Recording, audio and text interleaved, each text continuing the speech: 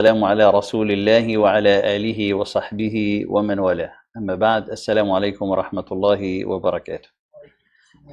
May Allah subhanahu wa ta'ala to put firmness on our path, increase us in our knowledge, and help us inshallah to get benefit of the knowledge that we share, seeking inshallah the main objective of this class is to know the path of the purification inshallah ta'ala.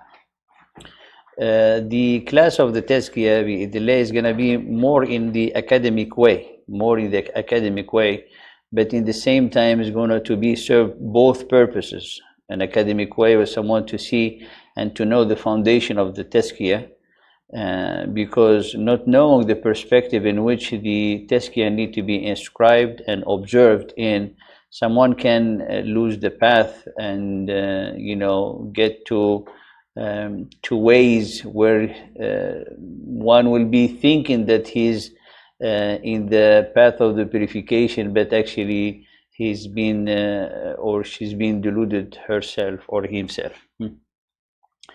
That's why we called it a concrete approach of the study of the Tazkiya. So like a way how someone know first the foundation, the introduction. If you say introduction is not an introduction in the way of the just an introduction before the body, but introductions to present concept, to understand many things that as kind of a prerequisite to the study of the Tazkiya and to know the Tazkiya. The class is not going to have someone after study the class in 4 weeks is going to be pure and purified. No, you're going to be in your salat feeling like flying. That's not is not possible. It's not possible. However, to understand the purpose and to understand the steps, that is very important, and it is a constant and continuous way of striving that the believer need to really be observing and doing. The main topic that is going to be talking about is 5 weeks, just to say 5 weeks, but they're going to be 4 weeks, because we have a national Quran competition starting tomorrow inshallah, and next Sunday will be the ceremony of the and the distribution of the awards inshallah. It is the national Quran competition at the name of the Shatibi Quran competition. So will be inshallah this week, and then will come after the not the next Sunday, the Sunday after, and we will let you know inshallah ta'ala. The study of the essence of the and the purpose of the Tazkiya, understanding the constituents of the system of the soul, understanding the prerequisites to the journey of the Tazkiya, and learn the path to achieving the Tazkiya. I believe the first that we're going to be studying are mainly the first one, the essence and the purpose of the Tazkiya, because sometimes if the purpose is not well defined, then the path it will be shaky and doubtful. Many people are get into the path of the Tazkiya and the purification, but most, I will not say most of them are lost. Why? Because they missed at a certain point the true etiquette to observe when someone is at an advanced level of purification. I'll give you an example, and inshallah we'll get back to it later in the study. If, for example, someone, let's say an example from our daily, what we see in our society, someone, for example, he will exercise like every day, go lift and or run or things, certainly is going to have a great impact on one's body, right? However, if someone will do that every day without a purpose, then he will be later sitting on his couch with a big body, not knowing what to do with this body, except for people to show off, especially in the summertime. We're talking about different type of mentalities and However, if someone have, for example, a purpose, he has like to be in a team and get into certain game, and there's finals, then all what they do to gonna have a purpose. So they might not be doing lift, they have to do other thing, which is going to serve that type of field of the sport that they do. As example, right? For example, if you find people in basketball, they will be working on certain muscles. In the soccer, they will gonna be different. So there is a purpose. So when someone, he will achieve his purpose, you say that was a great preparation that you have done, right? This is, kind of vague example. To bring it to our example here, someone get into the purification. Certainly he's going to have results like that person who's lifting and he has like huge muscles. But is this remembrance, is this purification going to help this person to achieve his purpose? It's not. Why? Because he didn't have purpose from the beginning. Therefore it becomes like more about the ego, the self, than for the purpose to serve Allah subhanahu wa ta'ala. And this is what many of the, I will say some of the, without the naming names, who been into the Tazkiya, they really lost the path at the very high end of the, level of the path. Some of them claiming the unity with the divine. Why? Because they come to the point that it becomes like confusing for them what they feeling as purity and sweetness is something that being gift from God, or them being in the unity of the God. And it becomes like theory being a literature that's written about that. If you go back to the to the Prophet sallallahu alaihi wasallam and to the companion, we don't see such a thing at all happened, or such let's say even dare to talk about such a thing. And the Quran is very specific and very clear. There's no such a thing. With the study, alhamdulillah, it came to the difference is a in a very thin line, which is why you seeking the Tazkiya. Seeking the Tazkiya to just be purified. If you say someone yes to be purified, they say what the purpose? Just to be freed and liberated from all the magnetic field of this worldly life and be independent, feel like self-contented. This is, we're talking now about meditation, which meditation, it comes with the same line of the meditation of other faith, especially when it comes to the meditation of people they only worship or think like concentrating or like traveling to what they call actually it's a nothingness. It's like the empty the spirit from any worry, to empty the thing. It becomes like there's a resemblance to that. And that's why you find many from the non-Muslim who seeking this path, they come to adhere to your path of Sufism without even embracing Islam, because of this characteristic that they find into the path of Sufism. That's why the Tazkiya that we inshallah will be sharing is a Tazkiya that is founded and inspired from the path of the Prophet sallallahu alaihi wasallam. As I said, the objectives is important, that what is going to have the heart settled in one path And then finding the sweetness of Iman, finding the tranquility, finding the khushu', living a joyful life, all of it will come to.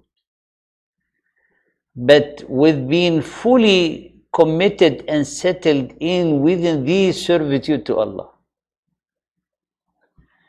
The other path, they find the sweetness, they find the tranquility, but subhanAllah, it becomes like more about, the self, mode of being egocentric, arrogance, and to the point that people, they feel like, truly, people, for example, they say like someone is thinking that he's center of the universe, right?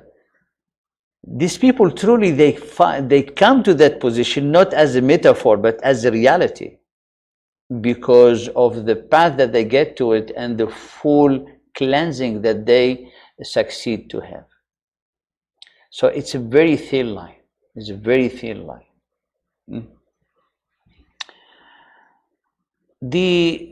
That's why when we said the concrete approach to the study of the Tazkiya is to have this thoughts first, to understand what is the purpose. Everything needs to have a purpose. We use things in our life with a purpose, but when it comes to our real life, people, they totally neglectful or like heedless from the true purpose of their life. Acquiring the knowledge, every one of us need to ask why I'm doing acquiring knowledge.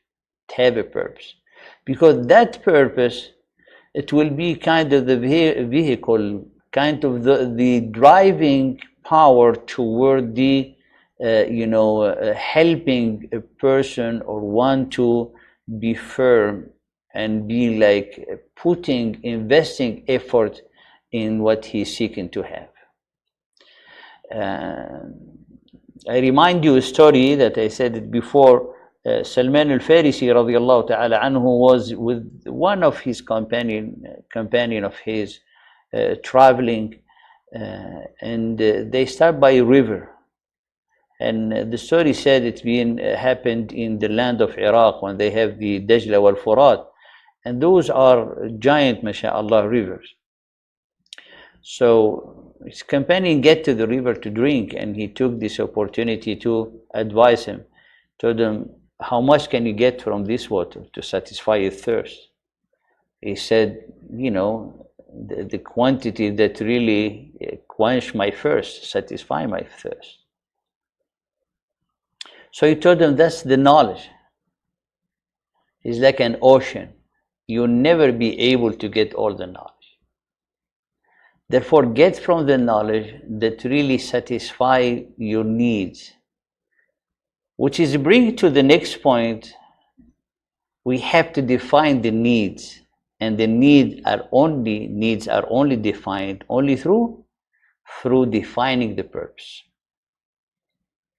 As an introduction, we would like to first, talk about usul al-Tazkiya, the foundation of the Tazkiya, and then telling you about the outline that we trying, inshallah, to share with you, and starting bi'idhnillah with the first one, with the basis and the starting the points. So our main outline here, the introduction, the basis and starting points, which are like talking about the essence and the purpose of the Tazkiya. Then the second part will be talking about the requirement of the path. The third part will be the striving phase. The fourth part will be the climbing ranks phase. And then the fifth part will be the achievements phase. The achievement phase will be like the Prophet ﷺ defined is al-ihsan. But the three first part are the most important in this path, because when someone will come to analyze and understand the part number 3, then the climbing phase, getting closer to Allah subhanahu wa ta'ala, it happens through stages of breaking through. Someone, he'll break through, for example, from reading example. Every day in one page, breakthrough becomes like 5 pages. It becomes as normal as one page it was in the past. Being present in the prayer, half the time it becomes something common. When he used or she used, like in the past, in the near past, maybe quarter of the time will be present in his prayer. So those are going through a breaking through, but we'll see, in a concrete way how someone can inshallah help himself or herself to go through this breaking through, inshallah. The usul of a tazkiya, as a kind of preface to the whole topic, first is to study this ayat, 5 ayat picked from the book of Allah subhanahu wa ta'ala. These are kind of an evidence for the believer, an evidence. Those who will be inshallah registering, this is going to be in the class of psychology, will give you the code inshallah, and you'll have all these notes inshallah. The evidence that for the believer to have that conviction that the tazkiya is required as a requirement of the path. And later, inshallah, we're going to study the hukum of the tazkiya. It is an obligation or it is mustahabba. And you will see, inshallah, the saying of the scholar in that. So the first ayah, Allah subhanahu wa ta'ala says, those who believe and whose heart find rest in the remembrance of Allah, verily in the remembrance of Allah do hearts find rest. الذين آمنوا وتطمئن قلوبهم بذكر الله ألا بذكر الله تطمئن القلوب. Al-itma'nanu is state of tranquility, state of peace, and a peace of mind that no one can describe it to you, only when you feel it and you taste it. In this ayah, believing that Allah subhanahu wa ta'ala only says the truth. So that's why these are the usul. The hearts find tranquility, find remembrance only with the remembrance of Allah. Find peace, find rest only with the remembrance of Allah. So this is like a principle, axiom. If I continue to do my remembrance, I don't find peace, the issue is not in the remembrance, the issue is in my system of soul. Understand? That's why I put these as usul of tazkiyah. If you take 15 minutes just reflecting, pondering on Allah's creation, remembering Allah subhanahu wa ta'ala, and after this 5-10 minutes someone is still filled with worry, the problem is not in the remembrance, the problem in the system that we have inside. Why? Because Allah subhanahu wa ta'ala قال الذين آمنوا وتطمئن قلوبهم, those who believe. So we have in the issue in the system of the belief, which is reflected within our soul. So it's like our receiver, which is the soul, is not yet ready for that remembrance to produce the tranquility.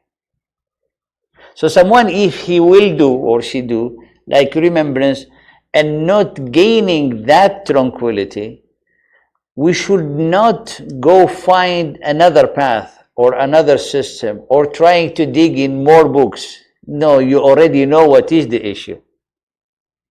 It's in us. So this is Allah subhanahu wa ta'ala, because look in the second part of the ayah, قال verily in the remembrance of Allah do hearts find rest. So the second part of the ayah is like Allah subhanahu wa ta'ala give you a system, a principle, an axiom. It's a law. In this whole universe, in any being that conceive and understand and are being gifted with the free will from ins and jinn, the rest and the satisfaction of the heart only can be achieved by the remembrance of Allah. Some people, they tell you, but people, they find peace. You know, when someone, for example, make profit, he'll feel like an euphoria, happiness, peace, amazing, feeling, call it ecstasy. Yes, they do. But how long it lasts? In every shahwa, in every desire, all around that, subhanAllah, human being tested, the ecstasy only lasts a moment. And then succeeded by depression, by regret, by sadness, by downfall into the emotions. Therefore, Allah subhanahu wa ta'ala talking about, here by, subhanAllah, joy, tranquility that is steady. Whatever trial he goes through, that tranquility, subhanAllah, is linear. And enough evidence for us to study the life of the Prophet, and not to study them just to look at trend, Take, for example, the life of Ibrahim alayhi salam, from the beginning to the end, trial. And his heart, it was tranquility. So, thrown in the fire,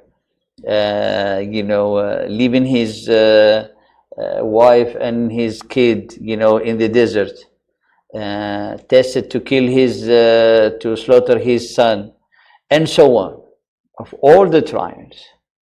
But every time you see the tranquility in the dua of Ibrahim alayhi salam, the dua that he said after he left, his wife and his son in Surah Ibrahim, the way that he was talking to his son, telling him to invite him that he has to fulfill a dream, you find pure tranquility in the speech of Ibrahim.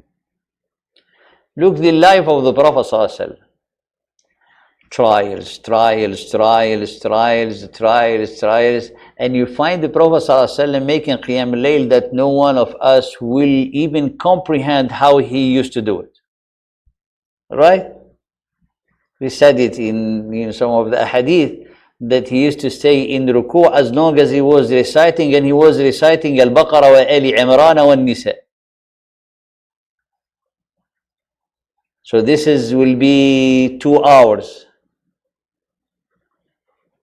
2 hours reading in fast pace.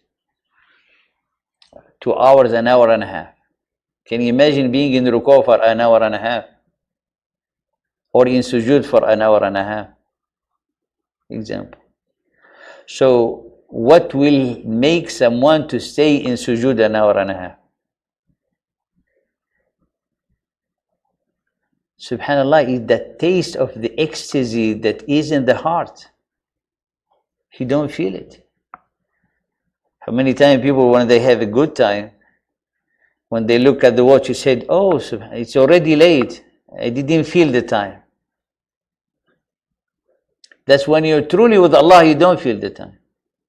If you read about the Salaf, what stopped them from prayer is the adhan of al-Fajr. He said already. This is, people, they seeking this tranquility. Everyone is seeking this tranquility. Everyone is seeking this peace.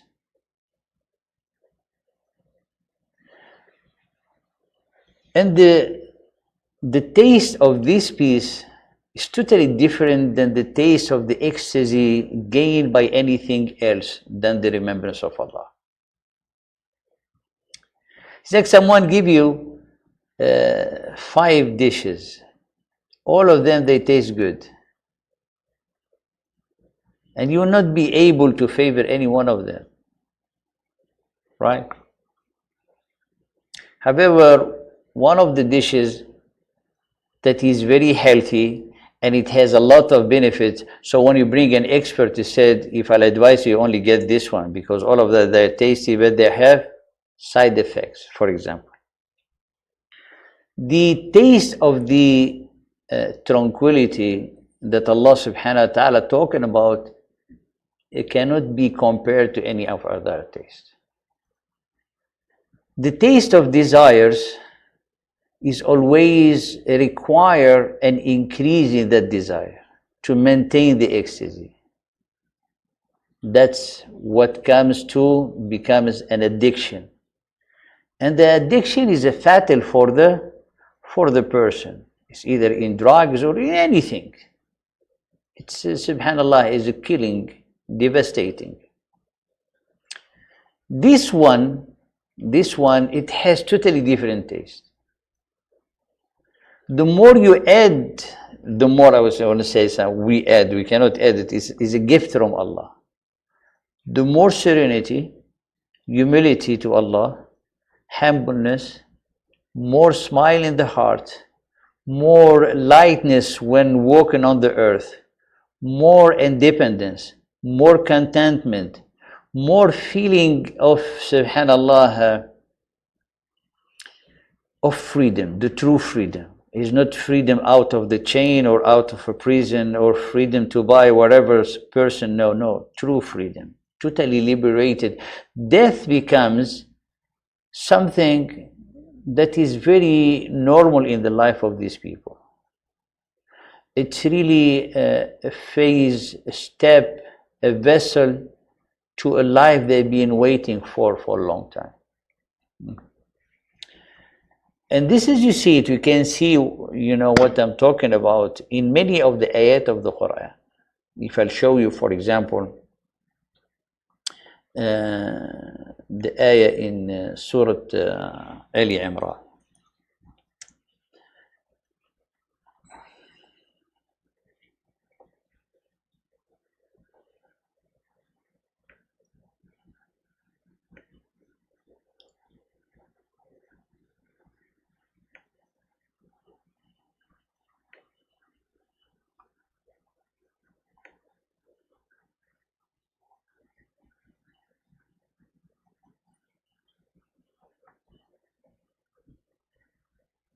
It's about those who die in the sake of Allah subhanahu wa ta'ala. But after I shared with you what I have shared, if you look between the lines, you're going to see what I have said.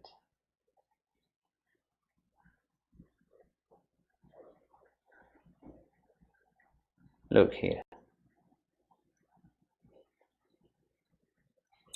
And never think of those who have been killed in the cause of Allah as dead. Rather, they are alive with their Lord receiving provision. Here, look, rather they are alive. Actually, no one died, he's died. He's alive. But this is a different type of life. Because this life of honoring, so it becomes the true life, right? With their receiving provision. Look, their state, the rejoicing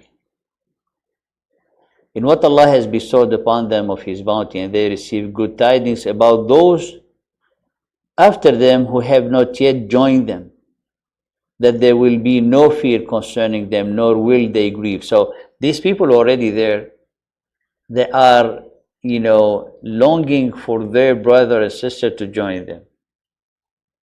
To join them because of what they saw.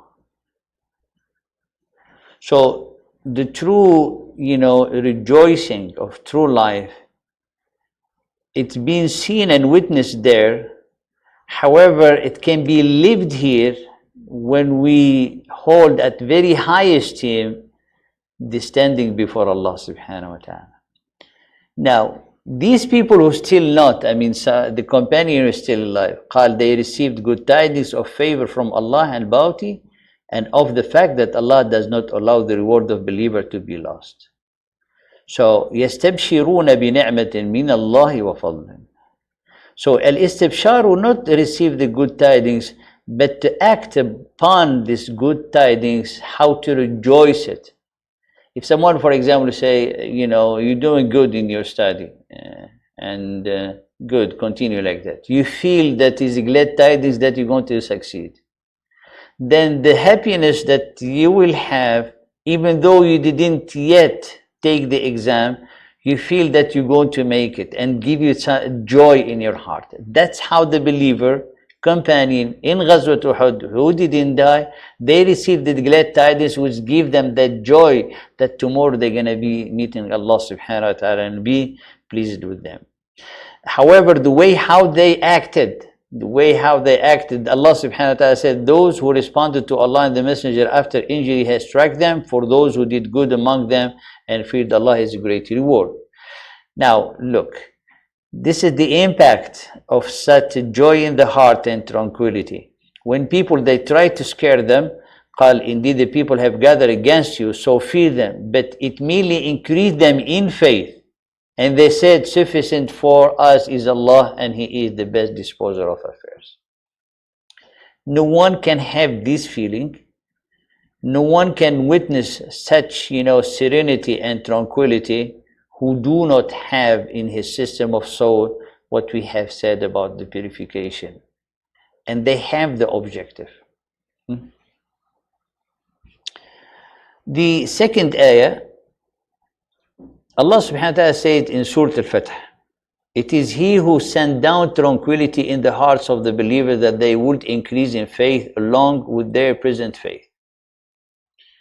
And to Allah belong the soldiers or the forces of the heaven and the earth, and ever is Allah knowing and wise. How this can be one of the usul of the Tazkiya. The tranquility that Allah subhanahu wa ta'ala called Sakina, I will prefer also show you the Arabic text because it's more detailed and has more depth, and usually I use more than translation to just explore more depth into the text. So Allah subhanahu wa ta'ala said, هُوَ الَّذِي أَنزَلَ السَّكِينَ فِي قُلُوبِ الْمُؤْمِنِينَ. So أنزل, sent down, sakina, tranquility into the heart of the believer. And Allah subhanahu wa ta'ala called to Allah belong the forces of the heaven and the earth. So what this ayah telling us? That tranquility that every human being seeking on earth, the true one, is in the hand of Allah. Is one of the forces of Allah. So, which is mean, the tranquility, you cannot win it with your own hand. You cannot build it. You only can brush the receiver so it can, subhanallah, welcome it. See the difference? So, for example, someone want to get this notebook. You make your money, you go to the store, you order it, and you receive it. Right? The tranquility is different. You cannot go buy it. You cannot order it. It only comes to you. Who sent it? Allah. What are He gonna put in your heart? So you think, how will I have Allah subhanahu wa ta'ala, the most merciful, send this tranquility in my heart? The answer, have your heart to be the right receiver to honor this tranquility to come. Well, see the difference? So I cannot order tranquility. I cannot force tranquility. Sakina. And the sakina, it is truly, the result of the purification. So if you can put it in the words of the study that we're doing, the sakina only dwell in a purified heart. Therefore, to have the sakina being sent and descend by Allah into your heart, it requires that effort of purification. So the effort of the purification need to target not to gain the sakina, but to purify the heart to be ready to welcome the sakina. For example, you're going to have guests and honoring people and everything. You said, and you want to rent a place. Someone said, yeah, we have a great place. You enter and you look at so dirty and said, you wanted to bring people here? People I respect, people I honor, people I want to celebrate with me this, this is not possible. So I said, what's your condition? He said, make it into condition that will be clean, nice, welcoming, right? The same thing. The sakina will not come to a dirty place that neglectful of Allah, place that is attached to desire. Sakina will never come to that heart. So these, steps of analyzing to understand where to put the effort. Because I can ask, yeah, Allah send down sakina to my heart. So the answer will be, have you get your heart ready to send it to you? Because Allah send you to the sakina, He's Arhamur Rahimin. But the sakina cannot be in your heart. Because it's not welcome. The shayateen, they blocked all the doors. Even if Allah sent it, subhanahu wa ta'ala. So here Allah subhanahu wa ta'ala is gifting the believer with the sakina. He said, هُوَ الَّذِي أَنزَلَ السَّكِينَ. Like it is He who, which is like to show you like it's a gift from Allah. Send down the tranquility. And this tranquility is going to have an effect, increase their faith to what they already have. Further, Allah subhanahu wa ta'ala to give you more evidence of what I have been saying. Look what Allah subhanahu wa ta'ala said in the same topic. Here. Look, very beautiful. Allah certainly was Allah pleased with the believer when they pledge allegiance to the Prophet ﷺ under the tree. And He knew what was in their hearts. You see? That's the recipient. Look, and He knew what was in their heart. In the other one, He said, He knew what was in their hearts. And He sent down the tranquility to them. So after looking into their hearts, He knew that their heart as a candidate to receive the sakina, Allah sent it down. He said, a sakina, He sent down sakina, calmness upon them, and He rewarded them with the near victory. What?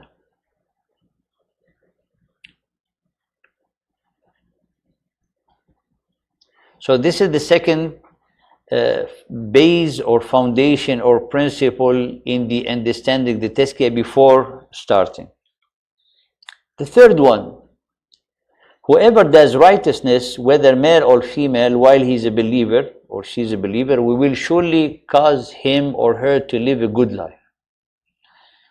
And we will surely give them their reward in the hereafter according to the best of what they used to do. More depth in the Arabic text with more translation to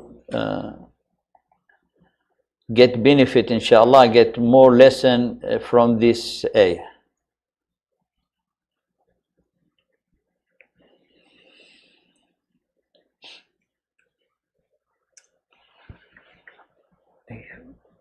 Whoever works righteousness, man or woman, and has faith, verily to him will we give a new life. You see, called it here a new life. The other one called it a good life. And the other one also called it a good life. And he explained, he said, in this word, with respect, contentment, and lawful provision. And al-hayatu tayyiba is a joyful life, is a life that is good and pure. So we have tranquility. If it descends on the heart, will result in this joyful life. However, the heart, to be the recipient, he need to come with one thing: works of righteousness and faith. So you see, now we don't have something difficult at all. It's not something that needs someone to learn and to practice outside of the norm of the standard of what we're doing every day. It's very simple, because it seems for certain path that having to follow a trend or to follow specific steps, that's the only way how you can get to the Tazkiya. But to say Allah subhanahu wa ta'ala is talking to us, we don't want anyone who's been on a path and he thinking that's that only path to lead to the Tazkiya, or only tariqah that it leads to Tazkiya. And by the way, when for example you see in the Sufis path, they have different tariqah, you'll ask yourself, what is tariqah? Tariqah is a path. And the head of the tariqah, he had a way of doing that led him to this level of Tazkiya. Having this level of Tazkiya, he translated into a path. So you remember, said, I start this, and then I did this, and then I did this. And also we should not like talking about in ill way toward this some of them are really great scholars, and what is being called tariqah is after them, without most of them not knowing, like Sheikh Abdul Qadir al-Jilani, he was one of the great scholars following the school of thought of Hanbali school. He was, one of the great, predecessors. I mean, he has his thoughts and wisdom amazingly, Allah subhanahu wa ta'ala give him futuhat. So it's not talking about ill about these people. Okay, so that's not our way at all. I mean, when we talk about these great people with all respect and we do dua and they are our role models. But we're talking about, how it's been they use it, or the path being used with some confusion, ignorance, stubbornness that led, subhanallah, to many people to deviate from the path. So for example, I'll give you a very simple example. If one of you has to work on formatting a document, a simple thing, right? He will maybe take this, put it in bold, this is put Yusuf Ali, he'll make it red, the other one make it blue to make the differences, right? And then the end format looks beautiful. So someone will ask you, how did you do that? He said, okay, you want to do it? So he'll give him step by step. Step 1, do this, 2, 3, 4, 5, 6. Someone else, and you cannot force that person to do those steps, because when he works, he said, I prefer doing, instead of the blue, I'm going to do red.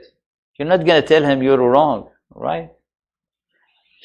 The tariqat became is like, subhanallah, a path rigid that you cannot change, which is like a way how to get to the path of the ihsan that being experienced by this person, then being translated into a path.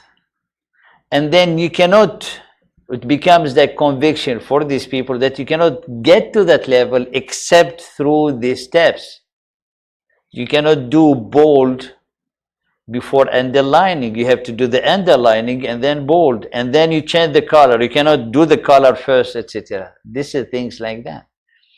And when it comes to some details, it's really kind of questionable. For example, someone say you don't have the right to say, for example, certain remembrance because you're not at the level to do it. Some of them, they might have a good reason and the wisdom behind it. That's why we're not talking ill about anybody, but we see some of the results which has led to people to really to action of shirk and other of kufr, etc., that we don't want to be there. That's why we want to hold on the book of Allah, hold on the sunnah of the Prophet in his teaching, to find that right beautiful taste of the sweetness of Iman that the Prophet ﷺ talking to us about. And they was talking a few days ago to a person when they say about Islam, fighting. I said that's this is a propaganda. Never Islam truly was spread by the sword by the power. They said, as a matter of fact, Umar radiallahu ta'ala an, when he get the news letter that the Romans at the empire at the time, they are gathering each other, to come and invade Muslim. That's why Umar, he sent them, and it happened the time of the Qadisiyya and everything around the Sham, the Muslims. So they had their intent is to invade Medina. So what Umar radiallahu ta'ala anhu said, what did he say? He said, by Allah, if they know what we feel inside our chest, they will come to fight us for it and take it away. If they know what we feel in our chest, that's the Iman we're talking about. The path is Iman and action. Iman and action add you taqwa. The increase of the taqwa add you Iman. The increase of Iman with focus lead you to ihsan. But someone will do the Iman without the action, or action without the Iman, is not gonna work, and is not going to lead to what Allah subhanahu wa ta'ala promised. And remember, here in the foundation or the principle that we're talking about here, they are from the Quran. When I say from the Quran, those are principles, those are sunnah. What it means sunnah is like, you see the law of physics, this is exactly the same. Always have the example of the water when it evaporates at 100 degrees. The same thing. If you are a male or a female and do righteous action, Allah promises you're going to have a joyful life. No question. No question.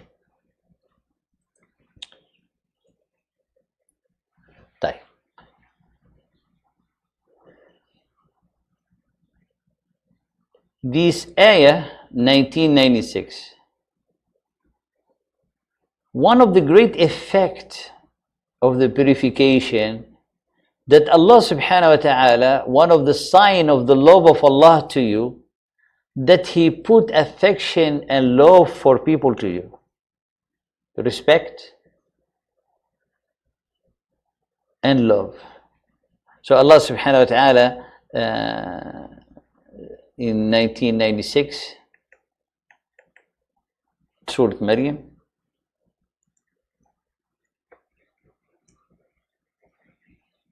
okay.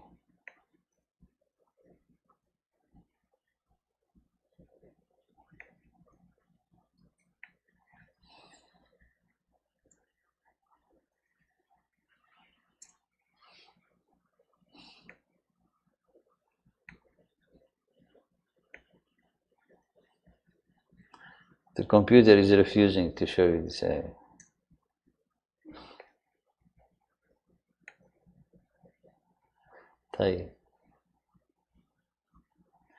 We'll show you this ayah and we'll go pray, inshallah.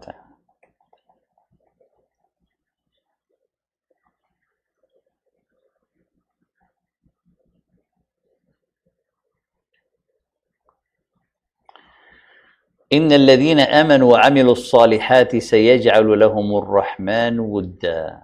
Indeed, those who have believed in the rights, the Muslim will appoint for them affection.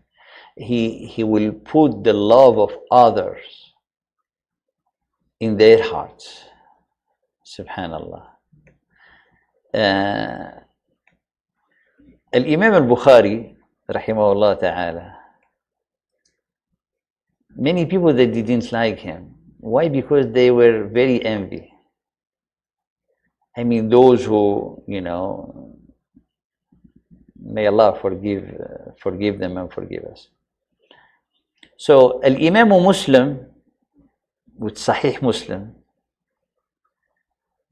he was the student of Al-Bukhari, but he was already advanced in knowledge. When he entered the masjid and Al-Bukhari came to his town, he was given a lecture. The first time he saw him, he read this ayah. He said, the first time I saw him, I felt love for this man. And I knew that a man that I need to learn from. And he was one of his devout students. قال, when I saw him, I remember this ayah. إِنَّ الَّذِينَ آمَنُوا وَعَمِلُوا الصَّالِحَاتِ سَيَجْعَلُ لَهُمُ الرَّحْمَنُ وُدًّا. So may Allah elevate us to these ranks, inshallah. We'll take a break, we'll pray Asr, inshallah, and we'll meet you back. Jazakumullah.